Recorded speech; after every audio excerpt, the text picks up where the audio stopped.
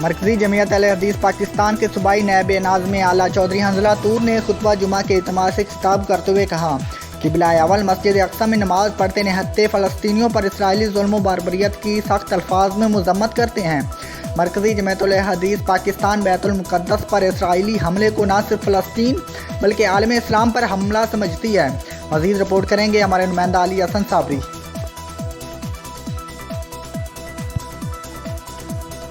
چودھری حنظلہ نے خطبہ جمعہ کے اجتماع سے خطاب کرتے ہوئے کہا کہ ایسے حالات میں عرب ممالک، پاکستان اور دیگر اسلامی ممالک پر فرض ہے کہ وہ اپنے ذاتی اختلافات کو پس پش ڈال کر قبلہ اول کی آزادی کے لیے متحد و متفق ہو کر مشترکہ جد و جہد کا آغاز کریں۔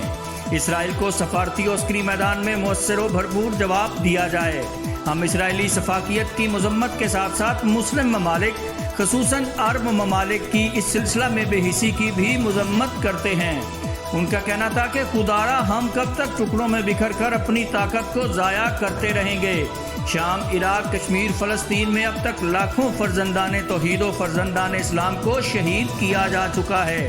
جہاد جیسے مقدس مشن کو دہشت گردی سے جوڑ کر عالم کفر کو اسلام کے خلاف کارروائیوں کا جواز بخشا۔ یہی وجہ ہے کہ عالم کفر ایک منظم سازش کے تحت مسلم ممالک میں خون کی ندیاں بہا رہا ہے اور مسلمان ایمانی کمزوری، بے حسی و بے ہمیتی کے سبب انسانی، اسلامی و اخلاقی غیرت و حمیت کا جنازہ نکال رہے ہیں۔